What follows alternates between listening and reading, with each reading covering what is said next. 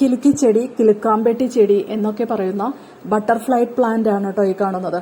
ഇതാ എൻ്റെ വീട്ടിൽ 4-5 ചെടികൾ പിടിച്ചു കിട്ടിയിട്ടുണ്ട് കേട്ടോ. അപ്പോൾ ഇതിൽ നല്ല ഭംഗിയുള്ള ഇലകളും നല്ല ഭംഗിയുള്ള പൂക്കളും ഒക്കെ ആയിട്ട് നല്ല നിറത്തിൽ നിൽക്കുന്നുണ്ട് കേട്ടോ. പച്ച ഇലകൾക്ക് നല്ല കോമ്പിനേഷനാണ്, നല്ല നിറത്തിലുള്ള നല്ല മഞ്ഞ നിറം.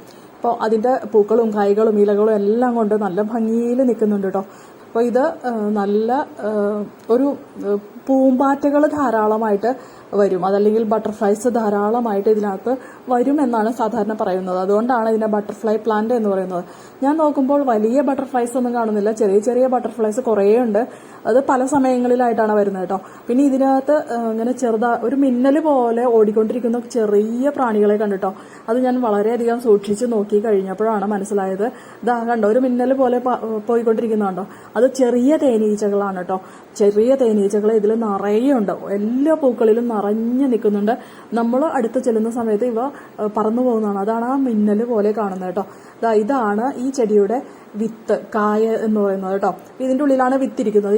ഇത് കിലുങ്ങുമ്പോഴാണ് കാറ്റിൽ ആടുമ്പോഴാണ് ഇത് കിലുങ്ങി നല്ല ഒച്ച കേൾക്കുന്നത്. അതുകൊണ്ടാണ് ഇതിനെ കിലുക്കാമ്പെട്ടി ചെടി എന്ന് പറയുന്നത് കേട്ടോ, അല്ലെങ്കിൽ കിലുക്കി ചെടി എന്ന് പറയുന്നത്. അപ്പോൾ ഇതിൻ്റെ കായ്കൾ നന്നായി പഴുത്തു ഉണങ്ങിയതിന് ശേഷമാണ് കേട്ടോ ആ കിലുക്കം കേൾക്കാൻ പറ്റുന്നത്.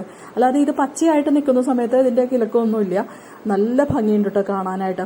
ഇത് ഓൺലൈനിൽ വാങ്ങാമെന്ന് വിചാരിച്ചാൽ ഇതിന് 250 രൂപ മുതലാണ് ഇതിൻ്റെ വില.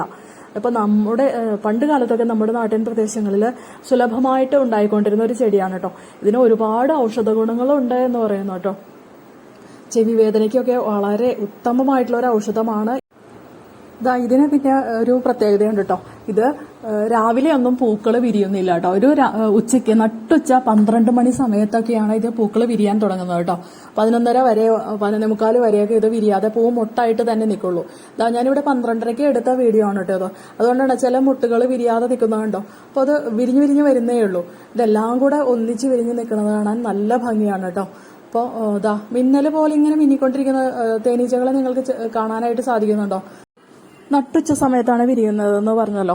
അത് രാത്രി 8 മണി വരെ ആ പൂക്കള് വാടാതെ കൊഴിയാതെ നിൽക്കും കേട്ടോ, വാടിപ്പോവാതെ നിൽക്കും. രാത്രി 8 മണിയാവുന്നതോടുകൂടിയാണ് കേട്ടോ പൂക്കള് ചുരുങ്ങിപ്പോവാനായിട്ട് തുടങ്ങുന്നത്. അപ്പോൾ ഇത് കാണാനായിട്ട് നല്ല ഭംഗിയാണ്, നല്ല നിറമാണ്, കളറുകളുടെ കോമ്പിനേഷനാണ് ഇതിനകത്ത് കാണുന്നത്. എല്ലാ കിലുക്കിച്ചെടികളും ഇതുപോലെ ഉച്ചയ്ക്ക് വിരിഞ്ഞ വൈകുന്നേരത്തിൽ വാടി പോകുന്നതാണോ എന്ന് എനിക്കറിയില്ല കേട്ടോ. ഇത് ചിലപ്പോൾ ഹൈബ്രിഡ് വെറൈറ്റി ആയതുകൊണ്ടായിരിക്കാം ഇങ്ങനെ